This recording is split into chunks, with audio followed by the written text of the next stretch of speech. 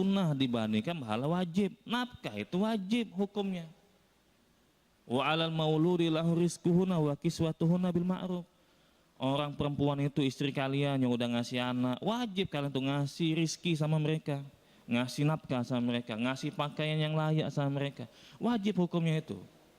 Sementara anak yatim itu nggak wajib. Kalau memang ada yang lain bantu, nggak wajib hukumnya kita ini.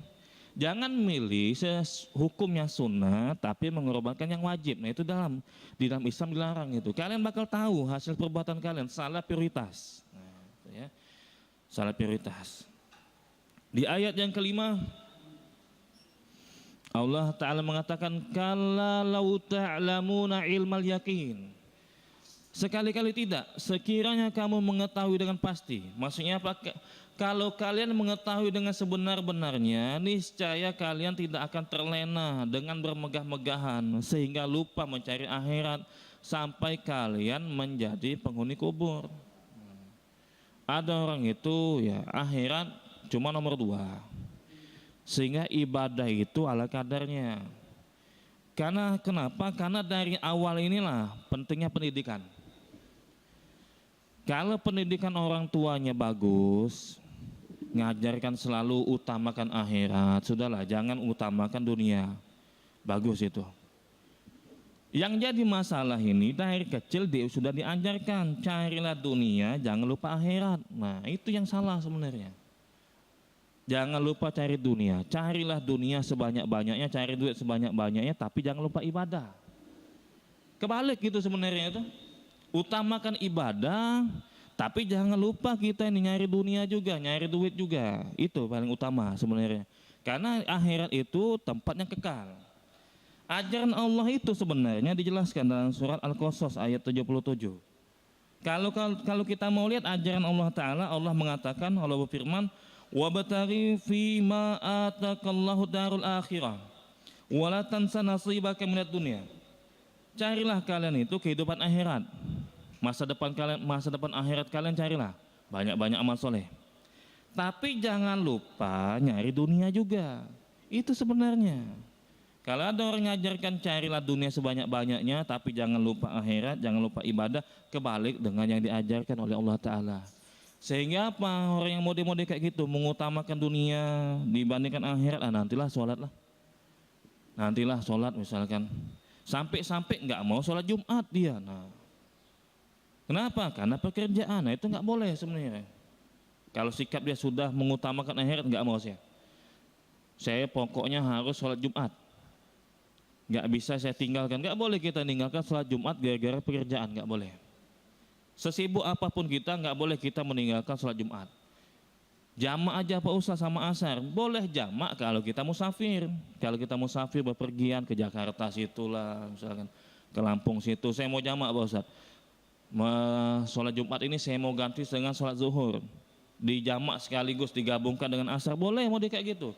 Tapi kalau dia warga Palembang, tinggal di Palembang, nah ada pekerjaan Pak Ustaz, nggak jadi saya sholat Jumat, nggak boleh hukumnya. Karena gara-gara pekerjaan. Nah inilah mindset yang ditanamkan itu, cari pekerjaan, utamakan pekerjaan, tapi jangan lupa ibadah. Ibadahlah kadarnya. Sebenarnya Bapak sekalian memang banyak dilema masalah ini. Ada orang itu kadang-kadang nggak sholat Jumat gara-gara pekerjaan. Sebenarnya sholat Jumat itu boleh dilakukan di luar masjid, boleh. Di kantor tuh boleh, nggak jadi masalah. Memang yang abdolnya itu di masjid. Tapi di situasi-situasi tertentu misalkan ini harus dijaga nih Pak Ustadz. Kalau nggak dijaga bahaya misalkan ya. Tetap wajib sholat Jumat. Sholat Jumat itu 2 menit aja khutbahnya nggak jadi masalah. Innal hamdalillah misalkan. Kalau dalam mazhab Syafi'i kan harus ada sholawat misalkan, wasiat ketakwaan. Baca ayat. Ya ayyuhalladzina amanu taqullaha haqqa tuqatih wa la tamutunna illa wa antum muslimun. Shalawat Allahumma sholli ala nabiyina Muhammad wa ala alihi washabihi ajma'in misalkan. Tambah wasiat takwa, bertakwalah kalian kepada Allah kalau begawi yang benar, selesai. Enggak jadi masalah khutbah Jumat itu. Asal syarat-syaratnya, rukun-rukunnya terpenuhi, sudah. Sudah kita sholat Jumat 2 rakaat, enggak jadi masalah. Enggak harus 10 menit, enggak harus 15 menit. Yang penting syarat-syaratnya terpenuhi, lakukan. Nah kalau kondisi terdesak kayak gitu, Jumatan aja di kantor, enggak jadi masalah. Di ruangan itu jangan kita beralasan, nah ini harus dijaga Pak Ustadz, kalau nggak dijaga bahaya sepalembang ini. Nah itu nggak boleh sebenarnya itu. Allah alim bisawab. Di ayat yang ke-6 dan ayat ke-7. La tarawunnal jahim summa la tarawunnaha ainal yakin. Niscaya kamu benar-benar akan melihat neraka jahim. Kemudian kamu benar-benar akan melihatnya dengan mata kepala sendiri. Allah ngancam sebenarnya itu. Kalian itu bakal lihat neraka. Sehebat apapun kalian itu bakal kelihatan bentuk neraka tuh kayak gimana. Maka yang nggak benar nyari duit, hati-hati. Diperingatkan sama Allah Ta'ala, kalian bakal ngelihat neraka. Bisa jadi juga masuk neraka. Yang ngelihat neraka itu siapa? Apakah yang ngelihat neraka itu cuma orang kafir atau orang muslim juga ngelihat neraka nantinya? Dijelaskan sama ulama. Berdasarkan surat Maryam ayat 71 dan 72, yang ngelihat neraka nanti di akhirat itu orang kafir dan orang muslim. Ngelihat semuanya. Nah itu bentuk neraka kayak gitu. Allah Ta'ala menjelaskan dalam surat Maryam ayat 71 dan 72. Wa inna minkum illa wariduha kana ala rabbika hatmam maqdiyah. Sesungguhnya kalian itu cuma lewat neraka aja. Yang muslim, kalian cuma lewat neraka aja nanti. Dan itu ketetapan yang telah dipastikan atau kepastian yang telah ditetapkan. Kalian tuh bakal ngeliat juga, wahai muslim, kalian juga bakal ngeliat neraka.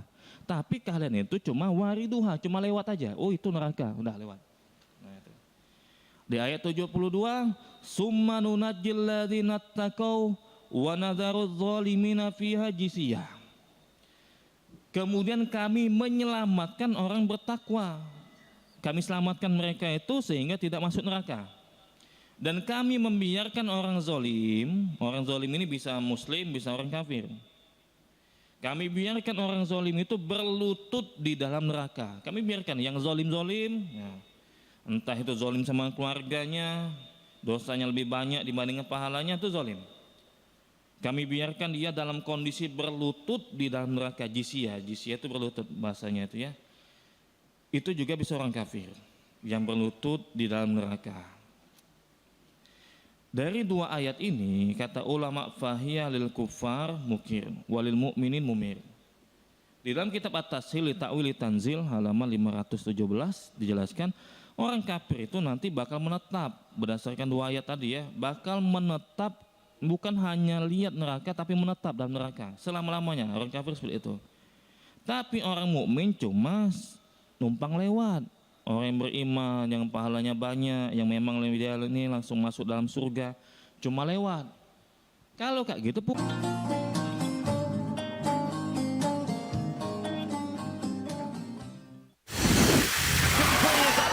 Formula E World Championship kembali digelar. For the first time, we go green. Balapan lengkap sepanjang tahun. Beradu kecepatan menjadi sang juara.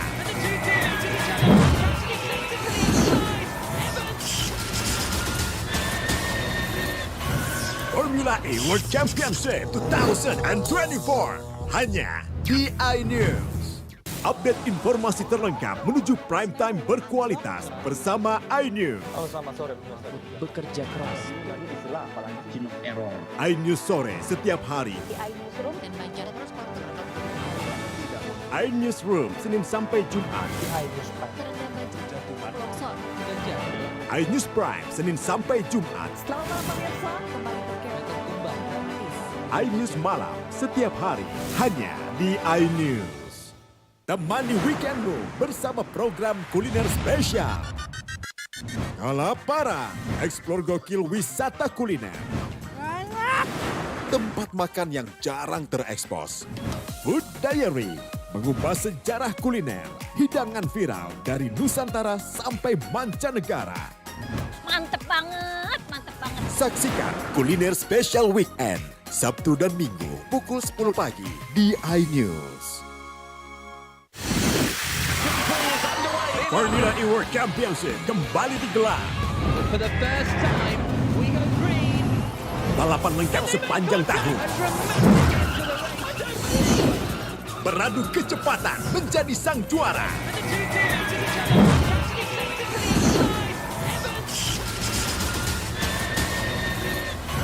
Formula E World Championship 2024 hanya di iNews.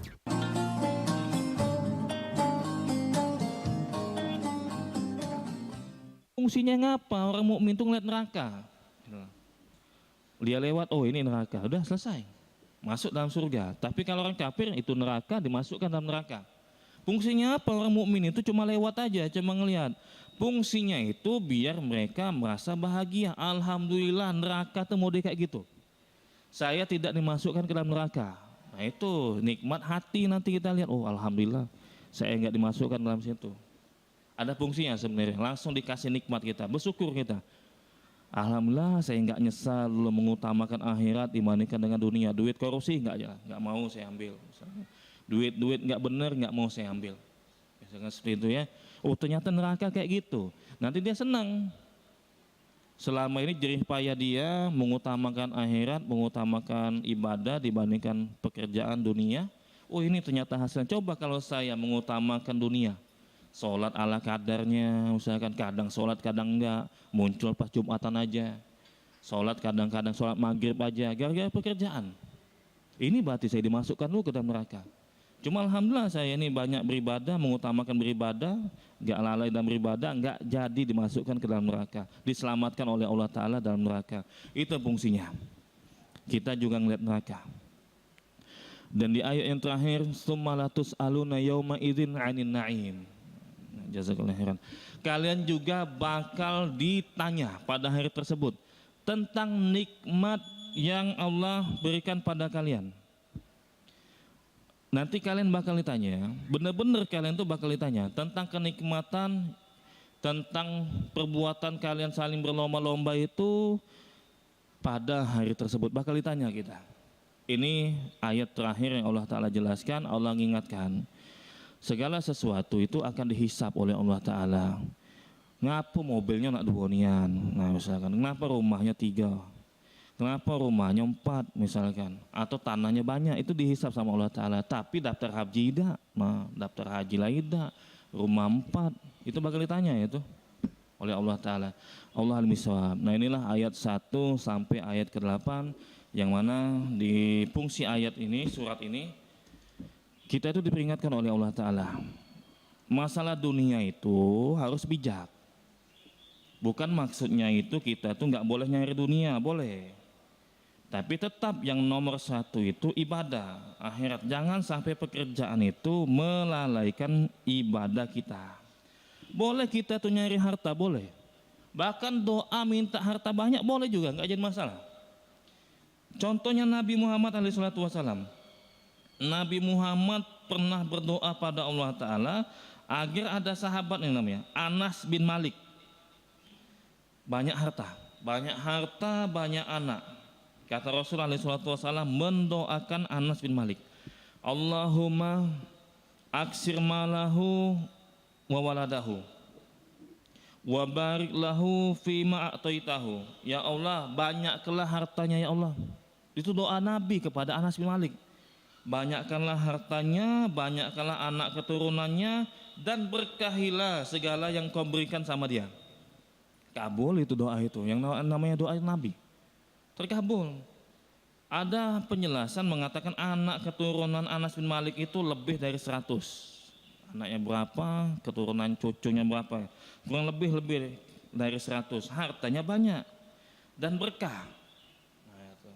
Bukan kita ini kalau berdoa diajarkan sebenarnya. Kita ini Bapak sekalian, contoh nih Nabi berdoa agar harta diperbanyak. Boleh. Ya Allah, banyakkanlah hartanya Anas bin Malik, banyakkanlah anak keturunannya.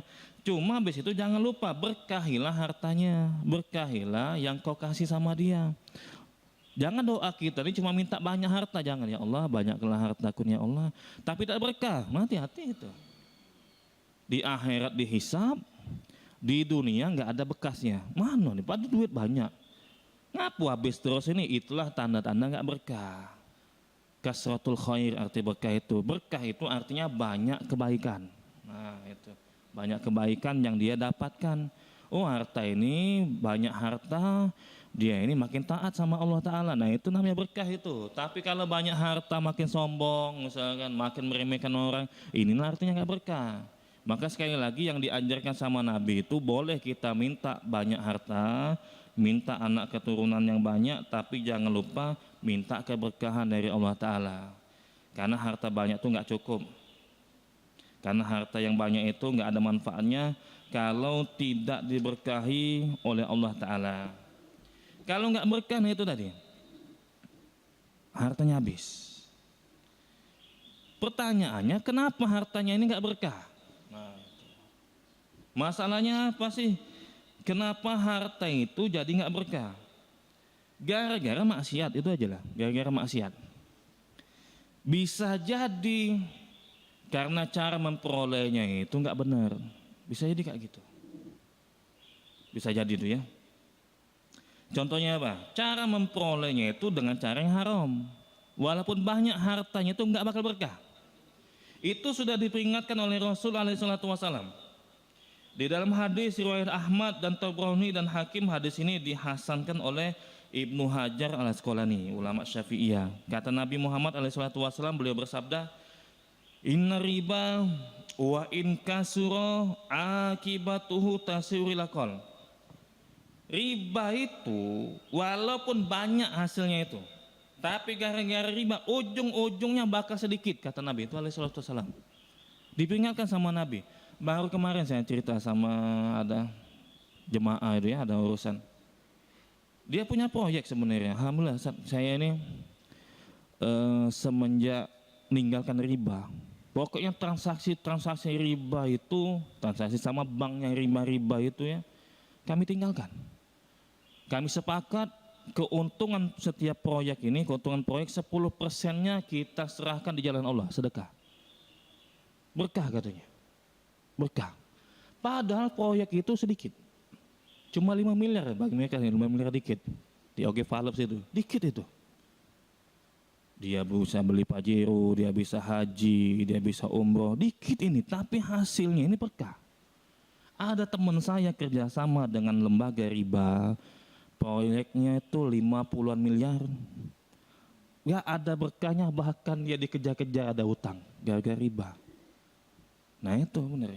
Sebenarnya kita perhatikan sumbernya juga dari mana. Dikasih tahu, Nabi ngasih tahu, dan jauh-jauh hari sebelum itu juga Allah ngasih tahu, yamhaqullahu riba wa yurbis shadaqat. Allah itu akan memperbanyak harta kalian dengan sebab bersedekah. Dan Allah akan membinasakan harta kalian karena perbuatan riba.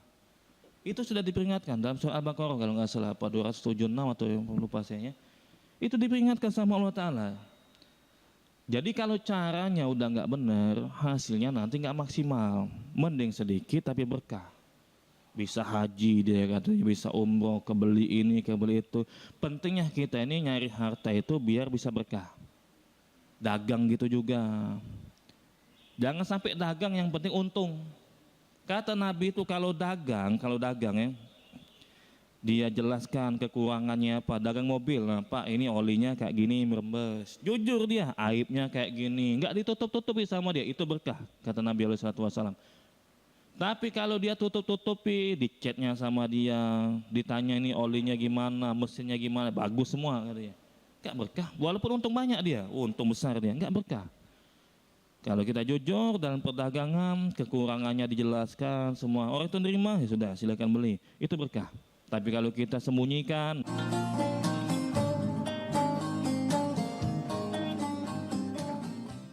update informasi terlengkap menuju prime time berkualitas bersama iNews. Oh, selamat sore.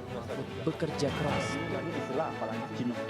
iNews sore setiap hari. Di iNewsroom dan Banjar terus iNewsroom Senin sampai Jumat. iNews Prime. Longsor. iNews Prime Senin sampai Jumat. Selamat malam pemirsa, kembali berkepo gratis. iNews malam setiap hari hanya di iNews. Today's officials are from Germany, led by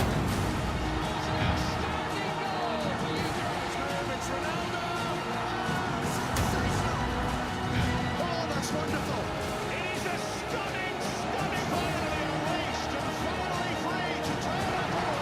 UEFA Euro 2024, 15 Juni hingga 15 Juli di iNews Premium Sports. Formula E World Championship kembali digelar. For the first time, we go green. Balapan lengkap sepanjang tahun. Beradu kecepatan menjadi sang juara.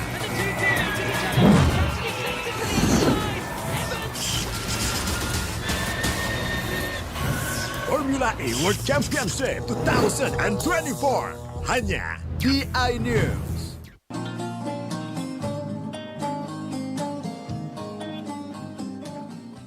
Nah ini motornya ini bagus ini motornya. Padahal mesinnya udah rusak, misalkan banyak yang rusak, banyak butuh perawatan. Enggak kita kasih tahu, dia kan nggak nanya Pak Ustadz. Dalam Islam mengajarkan, walaupun orang tuh nggak nanya, kita harus menjelaskan. Nah, jelaskan ini olinya kayak gini, suka bocor misalkan. Perawatannya seperti ini. Dulu saya pernah ganti mesin, dulu saya pernah kayak gini. Harus kasih tahu. Itu ajaran Islam sebenarnya. Bukan masalah yang penting dia nggak nanya, nggak bisa kayak gitu. Yang ada kekurangan, yang ada aibnya itu harus dijelaskan kalau dia mau mendapatkan keberkahan. Dan kemudian yang terakhir lah, mau jam 6 ya. Kalau sudah dapat harta Bapak sekalian, kaidahnya itu al-mal malullah wan nas mustakhlafun fihi. Kalau kita sudah dikasih harta sama Allah Ta'ala, diingatkan kaidah ini. Kaidah ini mengatakan harta itu punya Allah, manusia itu cuma dititipkan. Nah jangan lupa yang itu. Harta itu punya Allah, manusia itu hanya dititipkan harta. Rumah, pangkat itu semua hanya titipan. Kalau dititipkan harus nurut sama yang menitipkannya itu. Gaji itu kan titipan dari Allah Ta'ala. Kendaraan itu titipan dari Allah Ta'ala misalkan. Rumah, simpanan itu titipan dari Allah Ta'ala. Kalau titipan berarti harus nurut sama sama yang menitipkan. Nurut sama Allah Ta'ala. Allah nyuruh haji, haji. Jangan nggak berhaji. Dikasih banyak rizki. Nah, daftar haji nggak mau. Nah itu hati-hati tuh. Padahal sudah dititipkan sama Allah Ta'ala. Nah ini. Gak bisa kita ini kalau disidang sama Allah Ta'ala banyak alasan gak bisa. Kalau disidang sama manusia bisa kita bohong. Kerjasama sama teman kita. Beneran Pak dia gak punya duit Pak. Nah, nanti kau jadi saksi tolong ya ngomong. Saya memang gak punya duit. Tapi kalau depan Allah nah gak bisa kita. Gak punya duit saya ya Allah.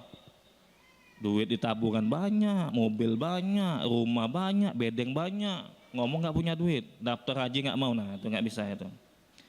Kalau sudah tahu harta itu titipan Allah dan itu punya Allah, ya kita harus sadar yang namanya titipan Bapak sekalian terserah sama orang yang nitipkan, terserah sama pihak yang nitipkan. Kalau yang nitipkan itu mau ngambil barang titipan dia, kita nggak boleh marah. Nah, itu nggak boleh marah. Allah Ta'ala mengingatkan dalam surat Al-Baqarah 255 sampai 256 atau 155 156 ya. Walanabluwannakum bisyai'im minal khaufi wal ju'i wa naqsin minal amwali wal anfusi was samarat wa basyiris sabirin allazina idza asabathum musibah qalu inna lillahi wa inna ilaihi raji'un. Sungguh kami akan menguji kalian. Kami uji cuma sebagian aja, enggak semuanya kalian diuji. Diuji dengan ketakutan, nah gimana ini masa depan anakku nanti, gimana dengan kesehatanku nanti, gimana nanti kalau aku sudah tua, bisa nggak anakku ini hidup. Dikasih ketakutan kita. Walju warna kesim, dikasih kelaparan, kadang-kadang kita kelaparan, gitu kan. Dikasih ujian harta itu berkurang. Binal amwal wan anfus. Entah itu harta berkurang atau nyawa anggota keluarganya lah nggak ada lagi berkurang misalkan. Itu ujian dari Allah Ta'ala. Wabasyiris sabirin. Habis itu Allah Ta'ala mengatakan kasih kabar tuh sama orang yang bersabar, kasih kabar gembira sama mereka. Ketika mereka itu dapat musibah, mereka mengucapkan innalillahi wa inna ilaihi raji'un. Nah itu sering kita sampaikan ini Bapak sekalian ya. Artinya kalau dapat musibah itu bukan cuma meninggal dunia. Nah itu musibah memang. Kehilangan jabatan bisa jadi itu musibah. Kehilangan harta bisa jadi musibah. Ada anggota keluarganya meninggal dunia, itulah musibah. Cuma Allah Ta'ala ngajarkan, kalau mau jadi orang sabar, ketika mendapatkan musibah, salah satu caranya itu ucapkan inna lillahi wa inna ilaihi raji'un. Ngapa memang yang mengucapkan itu? Ngapa nggak mengucapkan astagfirullah, astagfirullah? Yang diajarkan oleh Allah Ta'ala itu ucapkanlah kalimat istirja. Inna lillahi wa inna ilaihi raji'un. Supaya kita sadar, kalau kita perhatikan, ya perhatikan maknanya, mudah-mudahan kita sadar. Kalau kita dapat musibah, sesungguhnya kita itu punya Allah, kita, badan kita, pangkat kita, keluarga kita, punya Allah semua. Wa inna ilaihi raji'un, dan semuanya itu bakal kembali kepada Allah. Allah mengingatkan itu semua punya Allah, badanmu punya Allah, nyawamu punya Allah, pangkatmu punya Allah, anakmu itu punya Allah, keluargamu itu punya Allah, hartamu itu punya Allah. Nanti bakal kembali pada Allah. Kalau sewaktu-waktu Allah ambil, jangan marah, karena itu titipan. Gak layak kita marah, ngapa diambil ini? Itu punya Allah, hak Allah. Mau ngambil kapan pun sudah. Itu fungsinya biar kita sadar. Kalau dapat musibah itu ucapkanlah inna lillahi wa inna ilaihi raji'un. Segala sesuatu punya Allah. Kita semua itu milik Allah.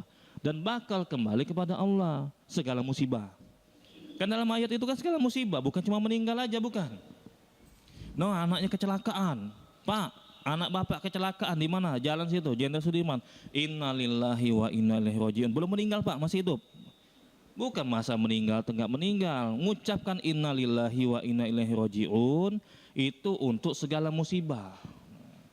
Pak, rumahnya kebakaran Pak, innalillahi wa inna ilaihi raji'un, biar kita sabar. Enggak ada yang meninggal Pak, kosong rumahnya, enggak. Mengucapkan innalillahi wa inna ilaihi raji'un itu bukan khusus untuk mendapatkan kabar ada yang meninggal dunia, enggak. Tapi kalau kita dapat kabar, kita dapat musibah, nah sudah selayaknya kita itu mengucapkan innalillahi wa inna ilaihi raji'un. Allah al-misawab, semoga bermanfaat bagi kita semua. Insya Allah mudah-mudahan pada kesempatan yang akan datang kita akan meneruskan membaca surat Al-Asr. Silakan Bapak-bapak sekalian, Ibu sekalian.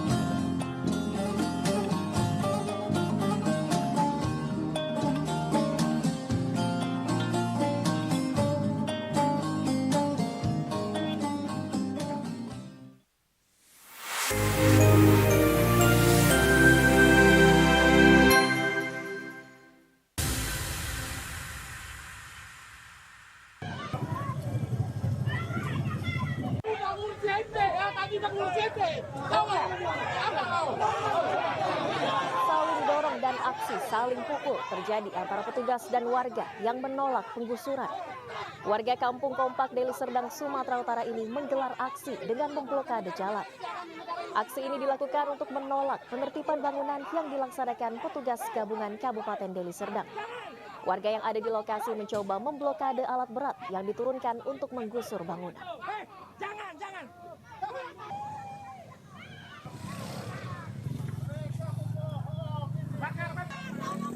Kericuhan semakin panas ketika warga mulai membakar ban bekas.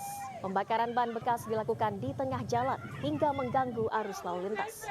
Ratusan personil gabungan dari Satpol PP, TNI, dan Polri dikerahkan untuk mengamankan eksekusi. Namun kehadiran petugas tak diindahkan oleh warga yang terlanjur tersulut emosi.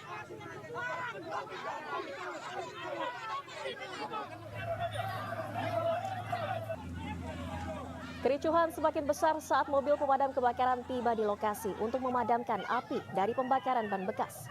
Warga yang tak terima melempari mobil damkar dengan batu dan botol kaca. Petugas yang berada di lokasi juga menjadi sasaran pelemparan batu oleh warga. Akibatnya satu unit mobil eskavator rusak terkena lemparan batu. Warga yang masih emosi juga membakar mobil damkar yang berada di lokasi. Akibat peristiwa ini sejumlah petugas dan warga mengalami luka akibat aksi saling lempar. Di sini kan kami mendirikan bangunan tidak ada izin bangunan. Jadi saat ini ada penertiban bangunan seluruhnya dibongkar, Bang. Ya. Termasuk lahan kakak yang dibongkar. Termasuk lahan kami, ya. Masuk lahan kami. Tapi di sini kami tidak merasa dirugikan, Bang. Karena di sini kami mendapatkan Ganti rugi kita terserah kita mau milih relokasi atau ganti uang. Orang kakak milih apa? Kalau kami sebagian ada yang uang, ada yang relokasi, Mas. Itu anggota kita jelasnya belum tahu ya, karena kita masih di lapangan ini, belum kita konsolidasi. Kalau warga ada yang diamankan kira-kira? Warga pun kita belum tahu karena belum ada laporan juga. Karena kita masih di lapangan, masih kegiatan belum selesai. Ada berapa personel yang diturunkan, Bang? Ada 500 orang kita dari TNI Polri.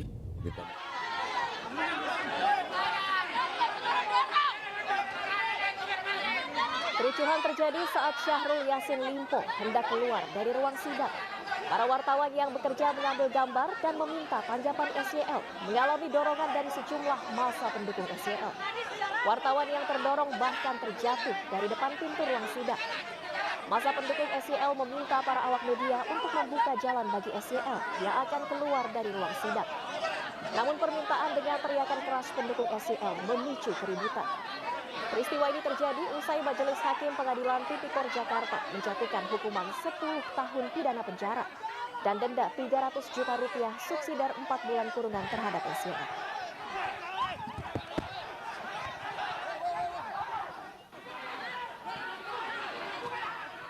Situasi semakin memanas, adu mulut dan saling dorong di depan ruang sidang membuat Syahrul Yassin Limpo tak bisa keluar. Hingga akhirnya SYL kembali lagi ke dalam ruang sidang. Kasih anakku semua, doakan saya tetap kuat dan tabah. Sempat terhenti beberapa saat dan menyampaikan permohonan maaf atas kericuhan. SYL bersama kuasa hukumnya akhirnya keluar melalui pintu di sisi lain ruang sidang.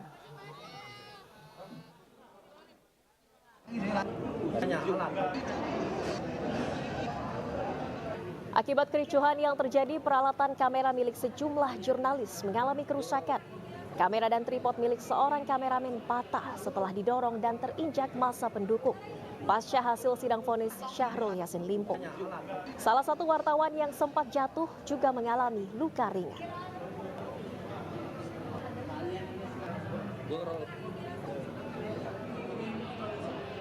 Kami mengecam, kami mengutuk tindakan-tindakan kekerasan yang dilakukan terhadap para jurnalis saat meliput sidang SYL hari ini. Aksi tersebut merupakan bagian dari ancaman kepada jurnalis, bukan hanya dalam untuk mendapatkan informasi yang baik kepada publik, tapi juga merupakan ancaman terhadap kemerdekaan pers.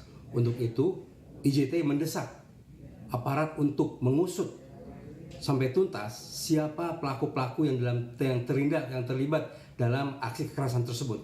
Aksi-aksi ini sangat tidak bertanggung jawab dan harus dihentikan.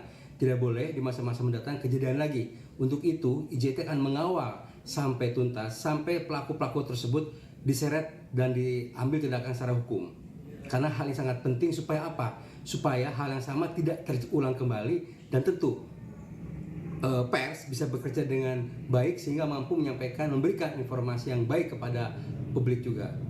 Sekali lagi, IJT mengecam tindakan-tindakan tersebut dan kami mengutuk aksi-aksi yang kekerasan terhadap para jurnalis dan kita mendesak aparat untuk kemudian mengambil tindakan yang tegas terhadap para pelaku tersebut. Terdakwa Syahrul Yassin Limpo oleh karena itu dengan pidana penjara selama 10 tahun dan denda sejumlah 300 juta rupiah dengan ketentuan apabila denda tersebut tidak dibayar diganti dengan pidana kurungan selama 4 bulan.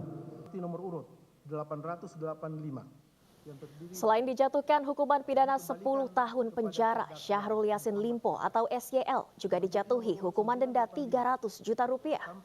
SYL dinilai terbukti secara sah dan meyakinkan menurut hukum telah melakukan pemerasan di lingkungan Kementerian Pertanian. Majelis Hakim juga memvonis SYL untuk membayar uang pengganti sebesar 14,1 miliar rupiah ditambah 30.000 dolar Amerika Serikat dengan subsidiar 2 tahun penjara. Majelis Hakim menilai SYL dan anak buahnya telah melanggar pasal 12 huruf E Jungto pasal 18 Undang-Undang RI nomor 31 tahun 1999 tentang pemberantasan tindak pidana korupsi. Menyatakan terdakwa Syahrul Yassin Limpo tersebut di atas telah terbukti secara sah dan meyakinkan menurut hukum bersalah melakukan tindak pidana korupsi secara bersama-sama dan berlanjut sebagaimana dakwaan alternatif pertama penuntut umum. Menjatuhkan pidana terhadap terdakwa Syahrul Yassin Limpo oleh karena itu dengan pidana penjara selama 10 tahun dan denda sejumlah 300 juta rupiah dengan ketentuan apabila denda tersebut tidak dibayar diganti dengan pidana kurungan selama 4 bulan. 3. Menghukum terdakwa Syahrul Yassin Limpo untuk membayar uang pengganti sejumlah 14.147.144.786 rupiah ditambah 30.000 US dollar Amerika paling lama dalam waktu 1 bulan sesudah putus ini berkekuatan hukum tetap. Jika tidak membayar maka harta bendanya disita dan dilelang oleh jaksa untuk menutupi uang pengganti tersebut dengan ketentuan apabila terpidana tidak mempunyai harta benda yang mencukupi maka dipidana dengan pidana penjara selama 2 tahun. Ingatkan, ini bukan proyek, ini bukan rekomendasi dan izin impor yang ratusan triliun. Kalau saya mau korupsi, ini bukan.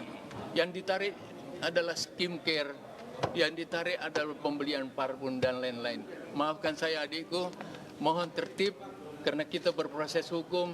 Saya minta maaf kalau tadi ada seperti itu, tidak ada niat seperti itu. Saya lah yang tempatmu sebagai bapak, sebagai kakak. Saya minta maaf pada teman-teman pers dan mudah-mudahan tidak ada pejabat yang takut mengambil kebijakan untuk kepentingan rakyat dan bangsa hanya karena persoalan saya. Mungkin saya salah, tapi semua demi bangsa, demi negara, demi kepentingan rakyat. Kamu adili saya di saat Indonesia normal.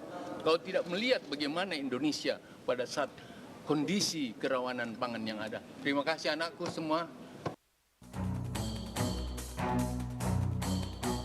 Presiden Joko Widodo menandatangani Kepres terkait pemberhentian secara tidak hormat Ketua Komisi Pemilihan Umum Hasyim Asy'ari. Hal tersebut disampaikan Koordinator Staf Khusus Presiden Ari Dwi Payana.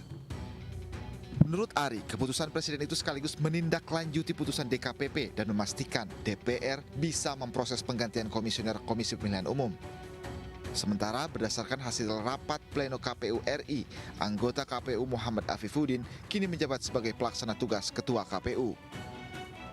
Bahwa Presiden telah menandatangani Kepres nomor 73P tentang pemberhentian dengan tidak hormat Saudara Hasyim Asy'ari sebagai anggota KPU RI masa jabatan 2022-2027.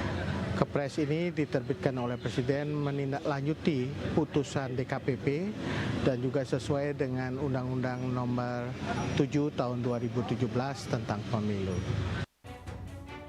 Karir Hasyim Asy'ari terhenti setelah DKPP memutuskan Hasyim Asy'ari melanggar kode etik berat.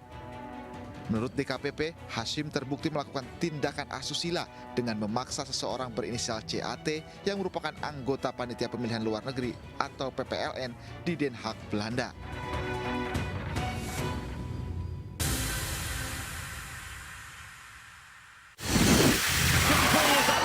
Formula E World Championship kembali digelar. For the first time, we go green. Balapan lengkap sepanjang tahun. Beradu kecepatan menjadi sang juara.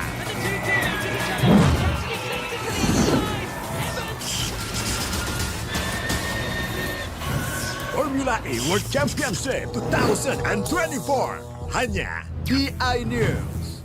Update informasi terlengkap menuju prime time berkualitas bersama iNews. Selamat sore. Bekerja keras. Jadi istilah apalagi error. iNews sore setiap hari. Di iNewsroom dan Banjar terus iNewsroom Senin sampai Jumat. iNews Prime Senin sampai Jumat. Selamat malam pemirsa, kembali ke iNews malam setiap hari hanya di iNews. Temani weekendmu bersama program kuliner spesial.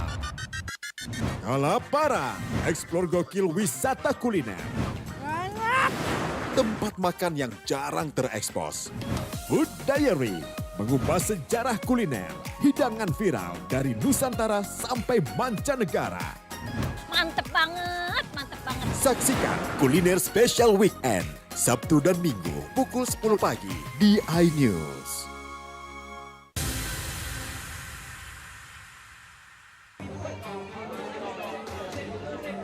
Dengan hasil pra-peradilan yang memenangkan Peggy Setiawan, membuka ruang bagi ketujuh narapidana dapat mengikuti jejak Peggy agar dapat dibebaskan.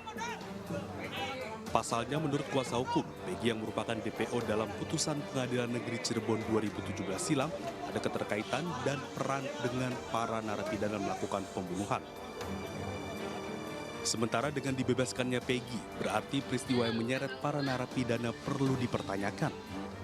Selain hasil pra-peradilan dijadikan sebagai novum, kuasa hukum juga sudah menyiapkan sejumlah saksi tambahan, terutama bantahan terhadap kesaksian Aep dan Dede. Sangat mungkin untuk sebagai salah satu novum kita, tapi kita berpikir bahwa di dalam mengajukan PK ini kita tidak boleh spekulatif, kita harus yakin dan kita harus benar-benar bisa menemukan novum untuk meyakinkan Mahkamah Agung pada saat kita ajukan PK ini. Pihaknya berharap kasus ini segera terungkap sepenuhnya sehingga ada titik terang dan memberi keadilan bagi korban dan para pelaku yang bersalah. Dari Cirebon, Jawa Barat, Miftahudin, iNews melaporkan. Ayah Eki Rudiana bersama anggotanya kala itu pernah bercerita perihal ponsel milik para terpidana. Marliana sempat mendengar cerita jika ayah Eki membuka chat para terpidana yang berisi rencana pembunuhan. Dari isi percakapan tersebut, Rudiana meyakini bahwa para terpidana telah sengaja dan berniat melakukan pembunuhan terhadap Vina dan Eki. Namun Marliana tidak pernah ditunjukkan secara langsung isi percakapan para terpidana itu. Bahkan dalam persidangan tahun 2016 hingga 2017, isi chat tersebut tidak pernah dibuka di pengadilan. Nggak ada kontak yang lain. Dan BBM pun saat itu kan adanya BBM ya. BBM itu cuma ada satu chattingan. Dan chattingannya juga hanya kayak chattingan baru 2 harian. Jadi kalau chattingan juga sedikitnya kayak udah ada yang hapus juga gitu. Nomor kontak juga kayak udah ada yang hapus gitu kan. Nah terus di tangan saya itu sekitar 2 hari apa 3 hari barulah dia mengenali wajah Mas Peggy ketika dirilis waktu itu oleh Polda Jawa Barat. Komentarnya Pak? Saya juga bingung. Kok bisa dia mengenali saya? Sementara saya juga tidak kenal sama dia gitu. Bagaimana ceritanya seperti itu? Maka dari itu saya menantang dia untuk diskusi yang tentang memberikan keterangan sebenarnya seperti apa gitu. Mengapa dia bisa menyebut saya atau menuduh saya berada di TKP waktu malam kejadian itu dan dia menuduh saya sebagai pelakunya itu. Anda pernah kenal Aep nggak sih? Tidak pernah sama sekali, tidak pernah. Betul tidak? Saya tahu itu Jalan Perjuangan kalau nggak salah ya, itu benar. SMP 11 itu ya. Itu benar. Nah, sering nongkrong di situ? Tidak pernah. Saya hanya sering melintas, misalkan itu saudaranya enggak. Oke. Artinya Anda membantah mengenali 8 orang terpidana, termasuk Saka Tatal. Saka Tatal sih sudah mengatakan bahwa ia tidak mengenali Anda. Benar, tapi hanya kenal satu Sudirman itu. Siap. Karena sekolah kebetulan pernah sekolah bareng kita. Sudirman? Siap. Benar. Ini saya harus tanyakan ya, karena saya sudah bicara dengan orang tua Sudirman langsung. Benar. Ini perlu juga dikonfirmasi. Benar. Betulkah Sudirman itu berkebutuhan khusus? Benar, yang saya tahu sebenarnya waktu SD juga gitu. Kalau misalkan dia disuruh nulis, dia nggak mau nulis, dia cuma gini nunduk sampai gurunya tuh sering marah. Maka dari itu dia tuh 4 tahun nggak naik sekolah, nggak naik kelas, karena dia tuh tempat paling belakang, suruh nulis yang lain pada nulis pada ngerjain PR atau ngerjain tugas, sudah selesai pulang, dia cuma gini aja. Oke, tentu saya menghargai keluarga Pak Sudirman tentu saja, dan kita juga melihat langsung, saya juga berbincang bersama dengan kedua orang tuanya. Dan kami juga mendeteksi ada dugaan ke arah sana, sekalipun lagi-lagi penting untuk itu dikoreksi dan dikonfirmasi tentu saja melalui cara-cara yang ilmiah ya. Dalam surat panggilan yang diterima tim kuasa hukum, sidang akan digelar pada hari Rabu tanggal 24 Juli 2024 pukul 10 pagi waktu Indonesia Barat. Sidang peninjauan kembali sendiri akan digelar di Pengadilan Negeri Cirebon, Jawa Barat secara terbuka. Pihak kuasa hukum Saka Tatal sudah siap menghadapi sidang peninjauan kembali di Pengadilan Negeri Cirebon. Berbagai bukti baru sudah dipersiapkan untuk disampaikan di persidangan nantinya. Menghadapi sidang nanti, pihak kuasa hukum juga tengah mempersiapkan berkas-berkas yang berkaitan dengan PK. Jelas ya oknumnya tersebut yang Ketua DPD AMPI Sumatera Utara angkat bicara terkait status bebas ginting di AMPI Tanah Karo. di mana diketahui Bebas pernah menjabat sebagai Ketua AMPI Tanah Karo dan berakhir masa jabatannya pada tahun 2021. Pada tahun 2022, AMPI Sumatera Utara sudah menunjuk pelaksana tugas Ketua AMPI Sumatera Utara dan Bebas Ginting sudah tidak tercatat sebagai kader. Beliau pernah di AMPI, tapi masa jabatannya sudah berakhir di tahun 2021. Jadi memang beliau sudah tidak aktif lagi ya sejak tahun 2021. Dan di 2022 kita sudah menunjuk pelaksana tugas untuk menjadi AMPI Kabupaten Tanah Karo. Untuk status keanggotaannya sendiri, Bang, masih terdaftar atau gimana? Sampai saat ini beliau belum mengurus kembali untuk kepengurusan kita di AMPI Tanah Karo maupun di AMPI Sumatera Utara. Sebelumnya Polres Tanah Karo menetapkan 2 orang tersangka dalam kasus pembakaran rumah wartawan Tribrata TV Sampurna Pasaribu. Bebas Ginting juga disebut-sebut merupakan dalang yang merencanakan aksi yang menewaskan Sempurna dan keluarganya. Dari Medan, Sumatera Utara, Ahmad Ridwan Nasution, iNews melaporkan. Cukup alat bukti untuk kembali menetapkan 1 orang tersangka yang kita ketahui berinisial B, di mana 1 orang tersangka ini berdasarkan pemeriksaan awal bahwa yang bersangkutan diketahui dari analisa komunikasi yang didapatkan oleh penyidik bahwa yang bersangkutan ini orang yang menyuruh melakukan pembakaran di rumah korban. Tersangka B ini juga yang berkomunikasi intens dengan salah seorang eksekutor yang berinisial YST. Jadi sebelum kemudian sesaat setelah peristiwa pembakaran itu, antara B dan YST ini diketahui berkomunikasi, dan itulah yang menjadikan kekuatan penyidik untuk menetapkan B sebagai tersangka. SH, seorang siswi SMK yang menjadi korban ruda paksa oleh pacarnya sendiri hingga hamil, akhirnya melahirkan di salah satu rumah sakit di Jakarta Utara. Bersama keluarga, RPA Perindo memberikan dukungan dengan hadir saat korban melahirkan. Organisasi sayap Partai Perindo ini juga memastikan dan terus memantau kondisi psikologis anak hingga pulih seutuhnya. Jadi kami bersyukur kepada Tuhan bahwa korban bisa melahirkan dengan selamat, anak laki-laki, tetapi perlu pendampingan. Karena kasus ini masih berlanjut. Kita mengharapkan segera proses untuk P21-nya, sehingga hukum dapat ditegakkan, sehingga pelaku segera dilakukan tindakan hukuman yang maksimal seperti itu. Sementara itu, RPA Perindo juga memberikan pendampingan hukum kepada perempuan korban eksekusi rumah yang diduga cacat hukum di daerah Kembangan, Jakarta Barat. RPA Perindo menilai penyitaan aset berupa rumah tidak sesuai dengan prosedur dan undang-undang yang berlaku. Ya, kita tetap menggugat dan kita tetap mempertahankan sampai kapanpun rumah ini adalah rumah waris kami. Saya merasa punya hak, sampai ada apapun saya tetap. Keluarga korban eksekusi berharap RPA Perindo dapat membantu memenuhi rasa keadilan dan kepastian hukum dalam kasus penyitaan aset ini. Tim Liputan, iNews melaporkan.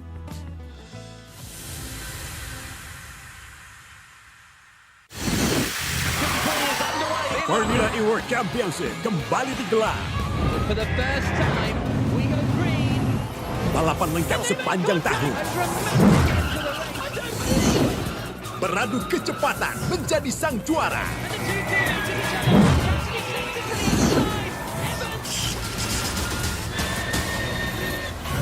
Formula E World Championship 2024 hanya di iNews.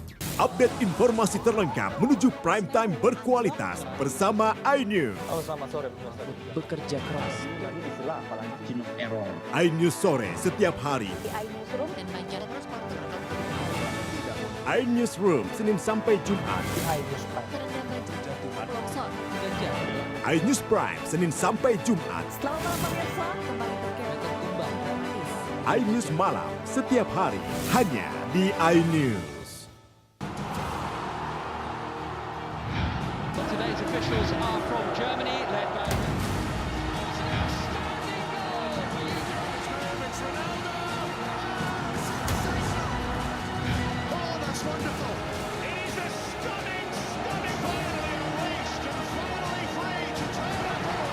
UEFA Euro 2024, 15 Juni hingga 15 Juli di iNews Premium Sports.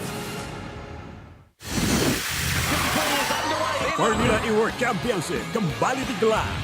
For the first time, we go green. Balapan lengkap sepanjang tahun. Beradu kecepatan menjadi sang juara.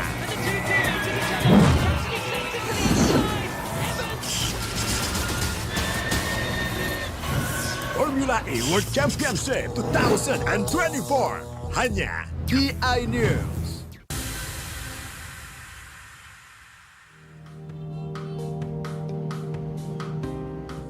Anak-anak panti asuhan Yayasan Yatim Duafa Jati Baru, Jakarta Pusat antusias mengikuti pembelajaran bahasa Inggris yang diinisiasi MNC Life bersama MNC Peduli. Mereka diajarkan alfabet dan juga kosakata dalam bahasa Inggris. Program MNC Life Mengajar ini hadir untuk memberikan pendidikan dan pengetahuan kepada anak-anak di panti asuhan. Next. Kita tahu bahasa Inggris penting ya, dan ternyata gampang ya, mudah sekali untuk dipelajari ya. Gitu. Jadi bekal untuk mereka nanti yang kita ajarkan juga bahasa Inggris yang simple agar mereka bisa terus penasaran dan mempelajarinya. Bahasa Inggris itu bukan bahasa daerah atau bahasa nasional, tapi udah nasional, internasional. Yang mana dengan menguasai bahasa Inggris itu sendiri, insya Allah dimanapun kita akan bisa berkomunikasi dengan baik dan bagus tentunya. MNC Life akan terus melanjutkan program MNC Life Mengajar untuk menebarkan semangat berbagi ilmu dan menanamkan minat belajar di tempat lain. Dari Jakarta, Ayah Nufus M. Khairuddin, iNews melaporkan. Hadir lebih dari 1 dekade untuk memenuhi kebutuhan masyarakat Indonesia di bidang jaminan kesehatan, Badan Penyelenggara Jaminan Sosial Kesehatan atau BPJS Kesehatan terus melakukan berbagai inovasi. Kemajuan teknologi di tengah era digital juga dimanfaatkan oleh BPJS Kesehatan untuk memudahkan peserta dalam mengakses layanan kesehatan melalui aplikasi JKN Mobile. Lita, salah satu peserta mandiri BPJS di Kecamatan Tanah Abang yang kerap menggunakan aplikasi JKN Mobile untuk mengambil antrian online di Puskesmas Tanah Abang. Kalau menurut saya, kalau langsung antri itu antrinya jauh banget. Kalau mobil JKN siapa tahu kan lebih cepat gitu kan. Pas kita datang nggak lama dipanggil gitu. Jadi kayak lebih fleksibel aja gitu pakai mobil JKN.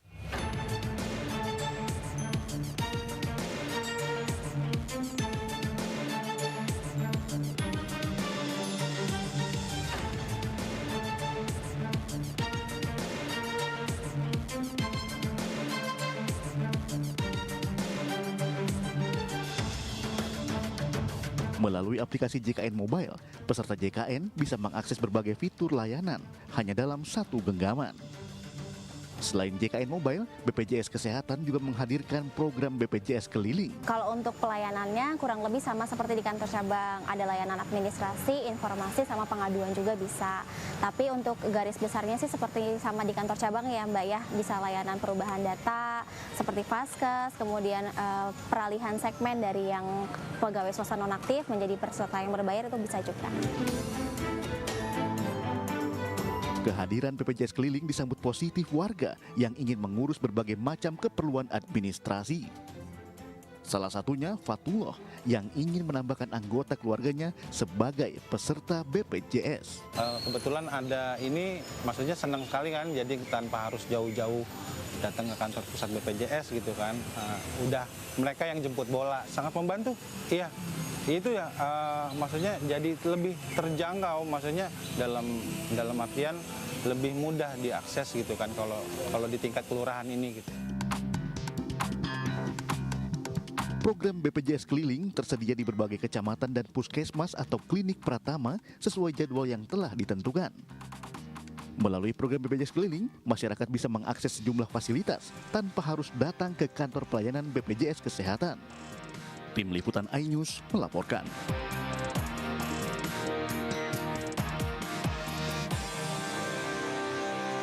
Ketua Satgas Perencanaan Pembangunan Infrastruktur atau IKN Kementerian PUPR Imam Santoso Ernawi mengatakan sebagian besar ruangan di Istana Negara, terutama ruang utamanya, dapat fungsional pada akhir bulan ini.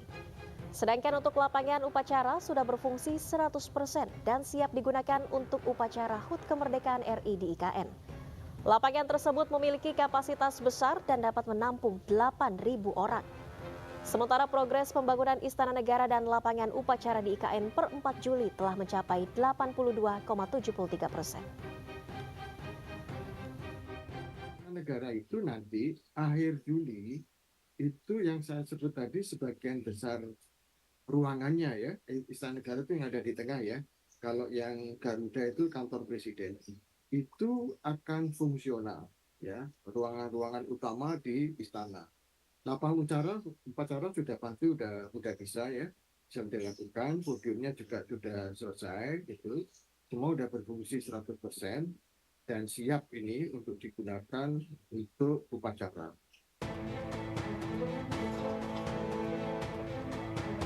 Di lokasi serangan di Khan Yunis, para saksi mata menceritakan pada hari Rabu, kejadian yang terjadi setelah serangan udara Israel menghantam tenda-tenda keluarga pengungsi di luar sekolah menengah atas Al-Auda untuk anak perempuan di kota Abasan.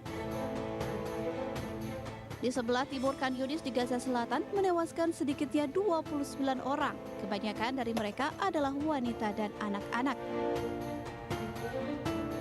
كنا قاعدين وفيش ولا إشي طبيعي الناس وبتجي وبتلعب وكل إشي وكانت الناس بتشتري وبتبيعوا. المهم كنا قاعدين فجأة ولا في صوت طيران ولا في صوت أي حاجة.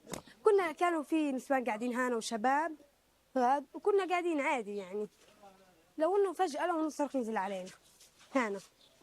حكينا كلهم قاعدوا يجروا، فتحت الغرفة زقيتها طلعت شظية دخلت من هنا. خفت أنا سكرت الباب وطلعت رحت أجري، فكرت إن إخواني هنا كلهم، فطبعا ما كانش ولا حدا الحمد لله، كانوا بيحضروا المباراة وفي إصابات وشهداء يعني شفت حدث الناس مرميين فتفتين فتفت دم. Saksi mata lainnya, Rusdi Kudey, mengatakan serangan terjadi tiba-tiba tanpa ada peringatan. Militer Israel berdalih meninjau laporan bahwa warga sipil terluka. Pada hari Rabu, pasukan Israel memperdalam serangan mereka ke dua distrik kota Gaza. Tentara melakukan pencarian dari rumah ke rumah di beberapa daerah dan tank-tank menembaki beberapa rumah warga sipil. Kelompok pejuang Hamas mengatakan operasi Israel terbaru menewaskan lebih dari 60 warga Palestina.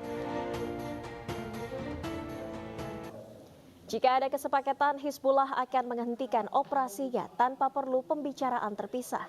Dalam pidato televisi saat acara penghormatan untuk Muhammad Nasr, komandan senior Hizbullah yang tewas pada 3 Juni dalam serangan Israel di selatan Lebanon, Nasrallah memperingatkan bahwa Hizbullah siap dan tidak takut perang, serta menunjukkan serangan roket dan drone yang semakin besar yang dilancarkan grup tersebut ke Israel sebagai bukti.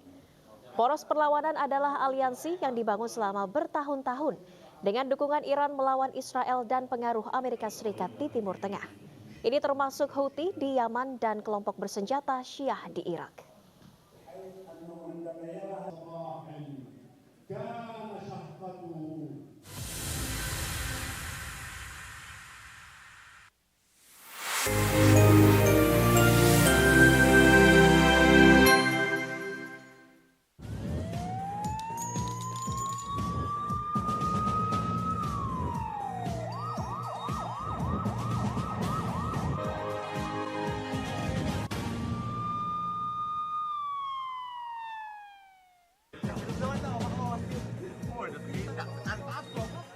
Merasa dihantui pelaku pembunuh koperasi, serahkan diri.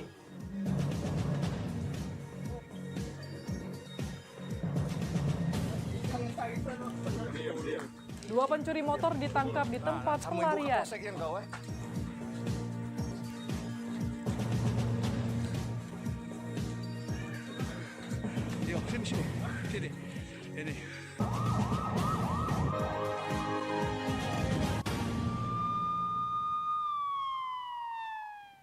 Selamat pagi, apa kabar pemirsa? Senang sekali saya dapat menemani Anda untuk menyampaikan berita kriminal dan peristiwa yang terjadi di Sumatera Selatan dan sekitarnya dalam program Borgol.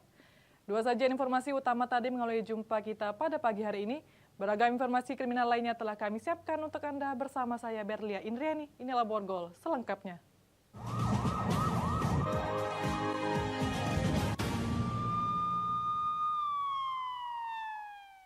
Kita awali berita pertama, pemirsa sempat kabur usai melakukan pembunuhan terhadap seorang pegawai koperasi yang dicor semen.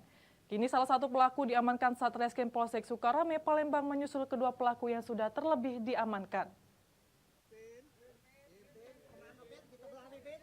Dengan wajah tertunduk, Kevin 21 tahun seorang pelaku pembunuhan kini harus diamankan Satreskrim Polsek Sukarame, Palembang. Pelaku yang sempat kabur ke kawasan pegunungan daerah Kabupaten 4 Lawang, Sumatera Selatan ini sempat dilakukan penggerebekan oleh petugas gabungan. Penggerebekan itu pun gagal karena curamnya tempat persembunyian pelaku membuat petugas kesulitan. Merasa resah terus diburu petugas selama 1 bulan, pelaku pun akhirnya menyerahkan diri dan langsung diamankan ke Polsek Sukarame, Palembang.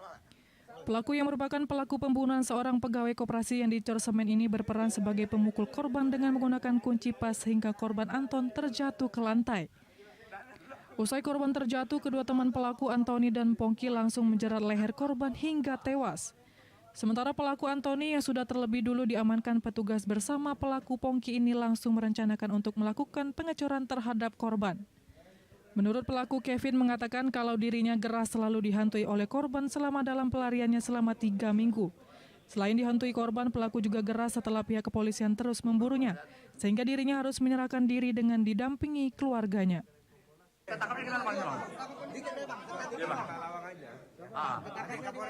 Ya diamankan. Pelaku ini sempat lari kemana ini, Bang? Ke Palawang ya, Bang ya. Sempat kita lakukan penggerebekan sehingga pelaku ini gerah, Bang ya. Ya, oke. Makan boleh gitu ya. Di mana gitu? Hah, sak-sak? Ke kebun. Ke mana? Ke kebun. Ke kebun di Palawang. Berapa lama kita singgah di sini? 3 minggu. Berapa lama? 3 minggu. 3 minggu.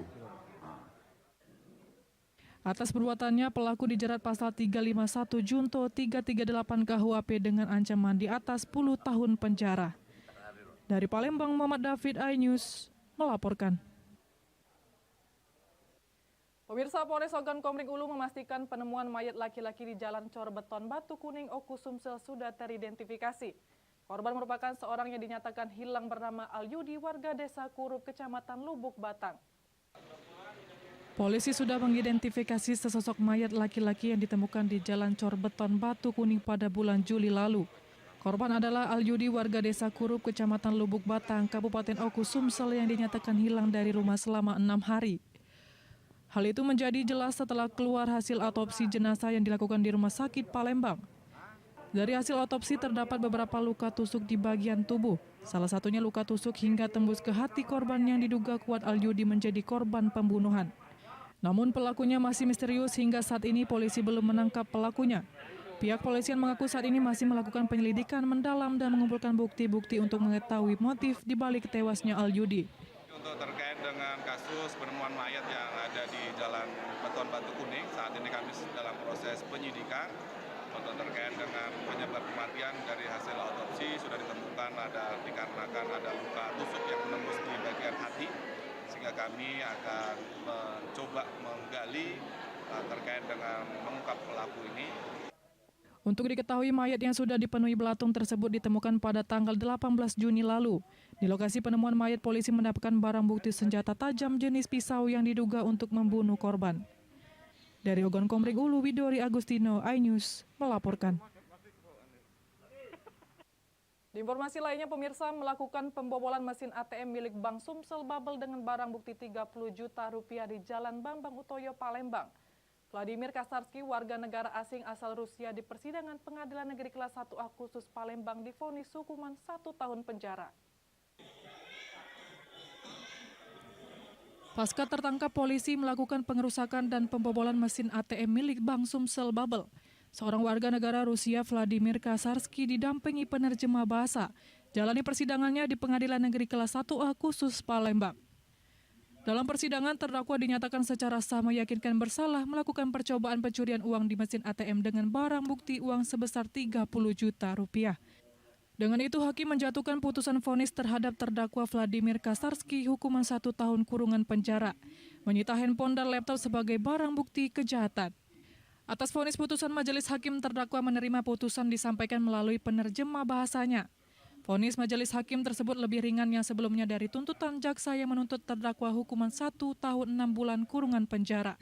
Usai mendengarkan vonis putusan majelis hakim persidangan, AK penerjemah bahasa terdakwa Vladimir Kasarski menyatakan kalau terdakwa ini kedua kalinya berurusan hukum di Indonesia, pertama di Jakarta, kedua di kota Palembang. Dia terlibat pembobolan ATM di Bank Indonesia Bubble, dana yang keluar itu sudah 30 juta, tapi ketahuan sama penjaga malam di sana dan dia sempat kabur tapi ketangkep.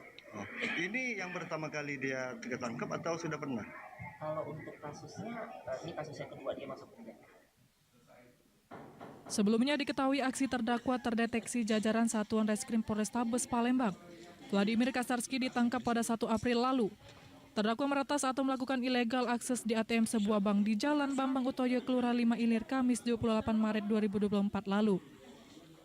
Dari Palembang, Guntur iNews melaporkan. 2 pencuri motor ditangkap di tempat pelarian, informasi sesaat lagi. Nah, kamu ibu ke polsek ya kau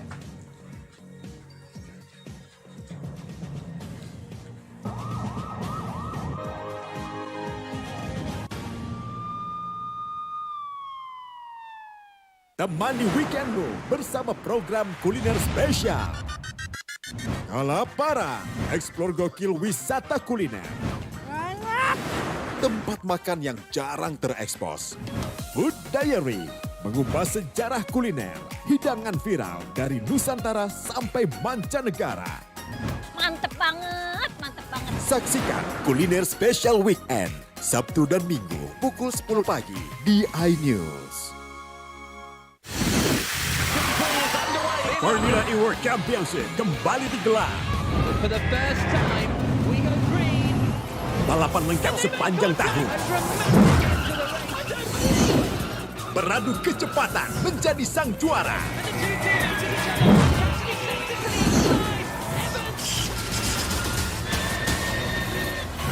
Formula E World Championship 2024 hanya di iNews.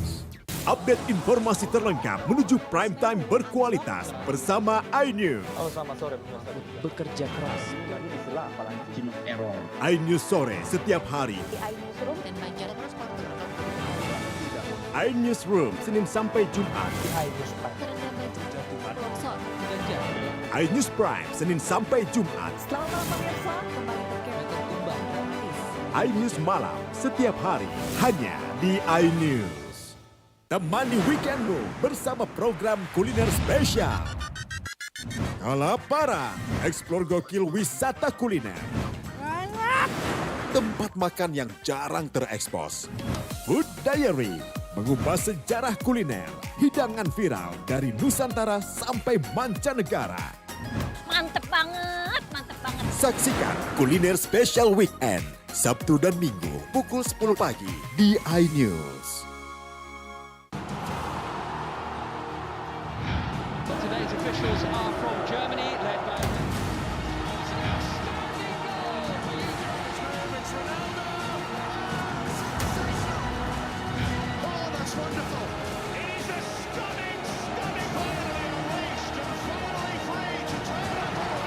UEFA Euro 2024, 15 Juni hingga 15 Juli di iNews Premium Sports.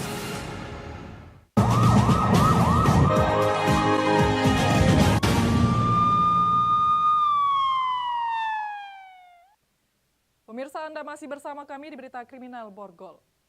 2 pelaku curanmor ditangkap di unit Reskrim Polsek Ilir Timur 2 Palembang. Pelaku kabur keluar kota Palembang sambil menjual motor curian. Pelaku tak menyangka polisi menggerebek dan mengetahui tempat persembunyiannya. Inilah penggerebekan salah satu pelaku di tempat persembunyiannya Dusun Teluk Gayam, Kecamatan Gelumbang, Kabupaten Muara Enim, Sumatera Selatan.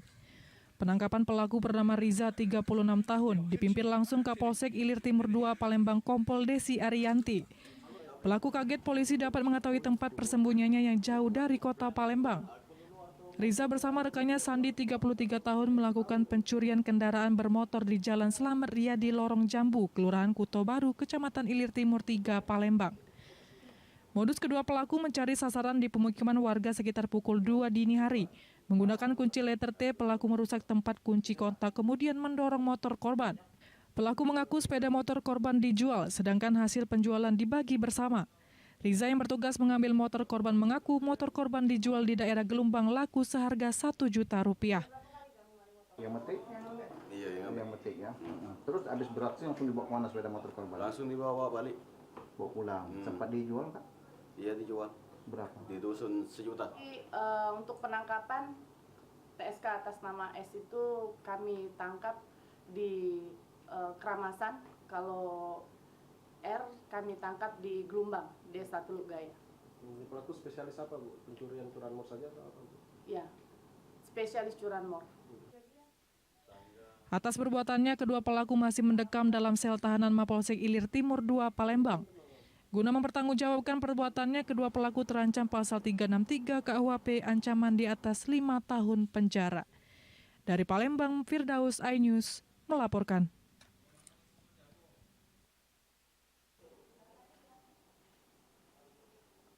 Pemirsa, motor milik salah satu warga di Palembang dicuri saat berada di parkiran dalam rumah. Aksi pencurian itu terekam kamera pengawas CCTV kontrakan korban. Aksi pelaku terbilang nekat lantaran pelaku mencuri pada siang hari. Inilah detik-detik aksi pencurian motor milik korban Devi, warga Jalan DI Panjaitan, Kecamatan Seberang Ulu 2, Palembang yang terekam kamera pengawas CCTV. Dalam rekaman CCTV tersebut, pelaku yang berjumlah 2 orang yang merupakan sepasang kekasih ini masuk ke dalam rumah korban dengan cara mengendap-endap, mengambil sepeda motor yang terparkir di rumah korban. Korban baru mengetahui sepeda motor Matic miliknya hilang saat korban hendak pergi. Aksi dua sejoli ini terbilang nekat lantaran aksi pencurian yang dilakukan pelaku ini dilakukan pada siang hari dan sangat kondisi ramai. Korban pun sudah membuat laporan polisi di Polsek Seberang Ulu 2. Bang, itu pencurinya cowok-cewek? Berdasarkan gambar yang didapat dari hasil rekaman CCTV, pelakunya 2 orang. Diduga 1 perempuan dan 1-nya laki-laki. Kejadian ini telah dilaporkan korban ke pihak kepolisian. Untuk pelaku kini masih dalam pengejaran oleh petugas. Dari Palembang, Muhammad David iNews melaporkan. Di informasi lainnya, pemirsa, seorang wanita spesialis pencuri kambing diamankan Satuan Reserse Kriminal Polres 4 Lawang, Sumatera Selatan. Sementara suami pelaku berhasil melarikan diri saat hendak membawa kambing curiannya yang diketahui warga desa. Beginilah video amatir yang merekam saat pelaku yang mengendarai sepeda motor berhasil diamankan warga berikut 1 ekor kambing curian yang sudah dimasukkan ke dalam karung. Mendapati laporan warga, polisi kemudian menggelandang pelaku asmara warga Kelurahan Jaya Loka, Kecamatan Tebing Tinggi, ke Mapolres 4 Lawang. Dari keterangan pelaku mengakui perbuatannya dengan berdalih baru 1 kali ini diajak suaminya melakukan pencurian. Sementara aksi mereka sudah direncanakan sehari sebelumnya karena ada pesanan dari seorang yang disebut bos untuk membeli kambing kucurian sebanyak 3 ekor seharga Rp2 juta. Dengan mengendarai sepeda motor dan bermodalkan tali dan karung, pelaku berkeliling mencari sasaran kambing milik warga yang berada di pinggir jalan. Awalnya Pak bertemu bosnya di pasar, bawa mobil, katanya, "Tah, ada duit 2 juta, ada uang ini, minta carikan kambing dan nih, aku ada 2 juta tapi kasih mamang 200, jadi apa kamu tuh ini baik katanya 1.800.000 baik katanya." Sudahnya tadi ada dekat kuburan tuh dia berhenti, katanya nyuruh aku nyetir motor, dia duduk di belakang. Kemudian ditemukan suami istri ini sedang melakukan pencurian kambing dan suaminya melarikan diri. Tersangka membawa motor, suaminya dibonceng. Begitu ada kambing, langsung suaminya turun dan mengambil kambing tersebut. Guna mempertanggungjawabkan perbuatannya, pelaku dikenakan pasal 363 tentang pencurian hewan ternak dan terancam hukuman 5 tahun penjara. Dari 4 Lawang, Amri Wijaya iNews melaporkan. Sidang ricu di persidangan kasus pembunuhan mutilasi, informasinya setelah pariwara berikut.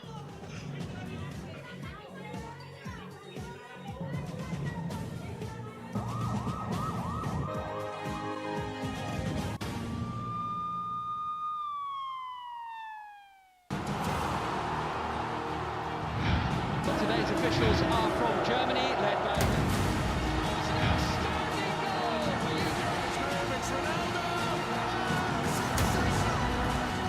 Oh, that's wonderful.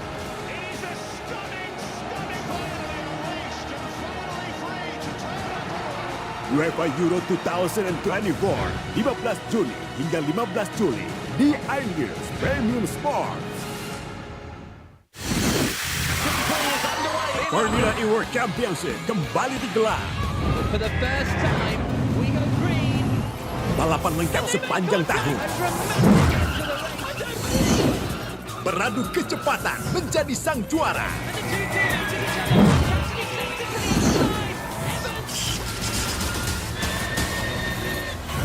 Formula E World Championship 2024 hanya di iNews. Update informasi terlengkap menuju prime time berkualitas bersama iNews. Oh, selamat sore.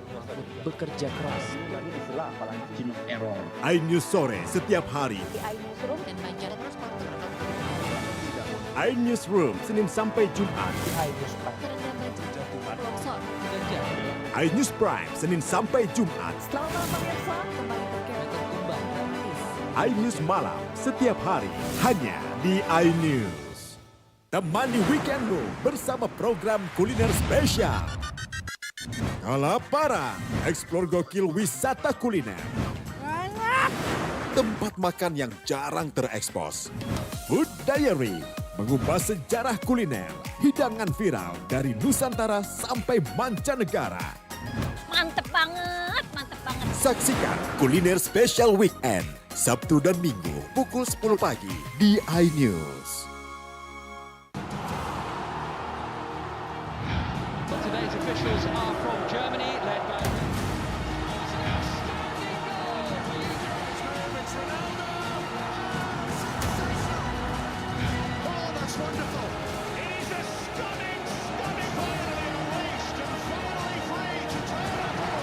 UEFA Euro 2024, 15 Juni hingga 15 Juli di iNews Premium Sports.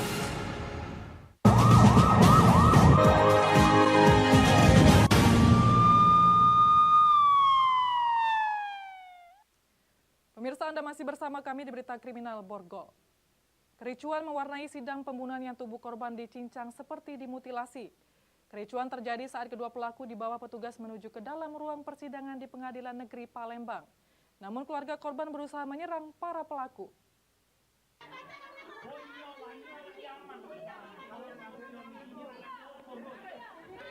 Inilah kericuan yang terjadi di Pengadilan Negeri Kelas 1A Khusus Palembang, mewarnai sidang kasus pembunuhan yang tubuh korban dicincang dimutilasi oleh kedua pelaku. Yang menyebabkan korban Adios Pratama tewas dengan tubuh terpotong-potong di Jalan Abi Kusno di Kelurahan Kemang Agung, Kecamatan Kertapati, Palembang pada 23 Februari lalu. Terlihat dalam kericuan, keluarga korban berusaha menyerang para pelaku Imam Basri dan Marhan karena sakit hati tak terima anggota keluarganya tewas dibacok dicincang pelaku. Kericuan terhenti setelah petugas kejaksaan dibantu kepolisian meredam amarah pihak keluarga korban. Dan persidangan kedua terdakwa pelaku dipimpin Hakim Ketua editorial bisa digelar. Dalam persidangan beragendakan keterangan saksi dan keterangan terdakwa ini, jaksa hadirkan 4 orang saksi mata yang melihat kejadian pembunuhan korban. Sementara kedua terdakwa Imam Basri dan Marhan di hadapan majelis hakim mengaku kalau membunuh korban dikarenakan sakit hati aset jalan yang biasa dilewatinya ditutup korban. Setelah mendengarkan keterangan para saksi dan kedua terdakwa pelaku pembunuhan, majelis hakim menunda persidangan pekan depan dengan agenda tuntutan hukuman dari jaksa untuk kedua terdakwa pelaku. Sementara adik korban berharap jaksa menuntut agar ditegakkan hukum seadil-adilnya, memberikan kedua pelaku hukuman seberat-beratnya.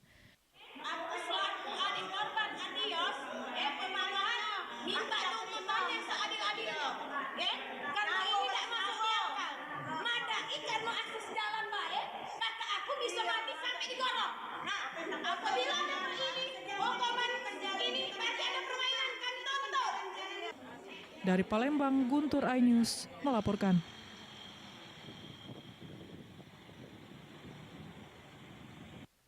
Pemirsa, 2 pria bertopeng nekat mencuri baterai aki rambu lalu lintas di Palembang. Kedua pelaku terekam CCTV Comment Center Polda Sumsel sedang merusak gardu listrik lampu merah. Keduanya langsung ditangkap polisi di lokasi kejadian. Dari rekaman CCTV terlihat 2 pelaku merusak trali dan pintu gardu listrik. Kedua pelaku nekat mencuri baterai aki rambu lalu lintas untuk lampu merah. Kejadian pencurian terjadi Senin 8 Juli sekitar pukul 5 subuh di perempatan lampu merah Simpang Patal. Jalan Residen Abdul Rozak, Kecamatan Ilir Timur 3, Palembang. Aksi pencurian terekam CCTV milik Comment Center Polda Sumatera Selatan. Petugas di lapangan yang mendapati laporan langsung melakukan penangkapan di lokasi kejadian. Kedua pelaku Ardi 35 tahun dan Febri 31 tahun tak berkutik saat tertangkap basah langsung dibawa ke Mapolsek Ilir Timur 2, Palembang. Selain kedua pelaku, polisi mengamankan barang bukti baterai aki yang dicuri, serta peralatan untuk mencuri berupa kampak, tang, dan linggis.